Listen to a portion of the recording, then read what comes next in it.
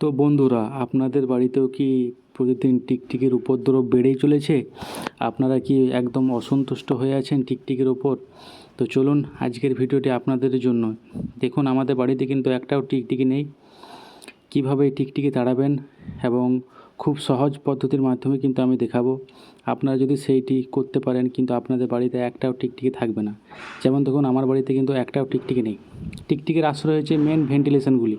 তো ভেন্টিলেশনের মধ্যে টিকটিকিরা কিন্তু আশ্রয় নেই। তো চলুন বানিয়ে ফেলি। প্রথমে আমাদেরকে কী করতে হবে? প্রথমে আমাদেরকে চিনিটা গুঁড়ো করে নিতে হবে। আপনারা পরিমাণ মতন চিনিটা গুঁড়ো করে নেবেন। চিনি গুঁড়ো করার হয়ে যাওয়ার পর সেই চিনিটা আমরা একটা পাত্রে ঢেলে নেব।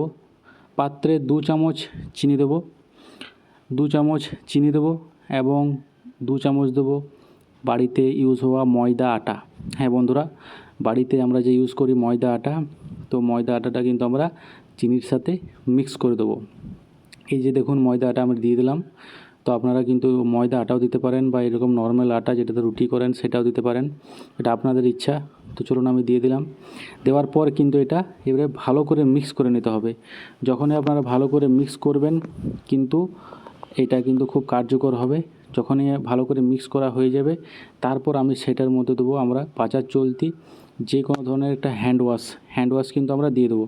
হ্যান্ড ওয়াশের পারফিউমটা যেটা আছে সেটা কিন্তু টিকটিকি একদম সহ্য করতে পারে না, এর মধ্যে এমন কিছু ন্যাচারাল রাসায়নিক জিনিস আছে। তো চলুন আমরা মিক্স করে দিলাম। 3টে এবারে ভালো করে মিক্স করে নিতে হবে এবং পরিমাণ মতন জল দিয়ে দেবেন। পরিমাণ মতন যখনই জল দেবেন একটু গাঢ় গাঢ় হবে এবং আস্তে আস্তে কিন্তু আমরা যেমন রুটি যখন করি যেভাবে আমরা আটাটা সানি সেরকম একই রকমভাবে কিন্তু আমাদের আটাটা সানতে হবে, কারণ আমাদেরকে সেইগুলি এবারে পাকাতে হবে। দেখুন, মই করে পরে ভালোভাবে মইটা যখন হয়ে যাবে এরপর আমরা গোল গোল করে কি সুন্দরভাবে কেটে নেব। দেখুন, আপনারা কিন্তু এইভাবে গোল গোল করে কেটে নিতে পারেন, কিন্তু পরিমাণগুলো সব কিছুই ঠিক দেবেন, নাহলে কিন্তু এই ধরনের মই কিন্তু তৈরি হবে না, পরবর্তীকালে অসুবিধা হতে পারে। দেখুন, এই ধরনের কিন্তু গোল গোল করে মই পাকিয়ে নিতে হবে। যখনই আপনার সব মই পাকিয়ে নেবেন, এইগুলো এবারে কোথায় দিতে হবে আমি আপনাদেরকে বলবো। যেখানে আপনাদের বাড়িতে টিকটিকির উপদ্রব খুব বেশি, যেমন ভেন্টিলেশন বা কোনো অন্ধকার আলমারির পেছনে বা বেডের তলাতে, কিন্তু আপনাদেরকে সেগুলি কিন্তু দিয়ে দিতে হবে।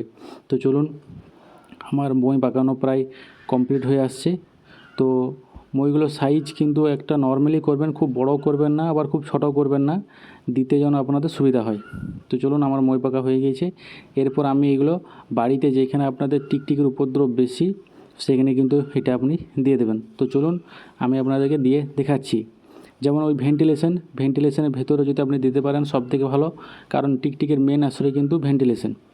এবং এই যে আলমারির যে সাইডগুলো আছে অন্ধকার, এই অন্ধকার জায়গাতে কিন্তু টিকটিকি খুব থাকতে পছন্দ করে। তো চলুন আমি দিয়ে দিই। এই যে আমি একটা করে দিয়ে দিলাম। তো আপনারা নিজের ইচ্ছা মতন যেখানে টিকটিকির উপদ্রব বেশি অন্ধকার জায়গাতে কিন্তু আপনারা দিয়ে দেবেন। এভাবে কিন্তু আমি পুরো বাড়িটাই এভাবে দিয়ে দেবো। এবং ভিডিওটা যদি ভালো লেগে থাকে ভিডিওটা অবশ্যই একটা লাইক করে চ্যানেলটা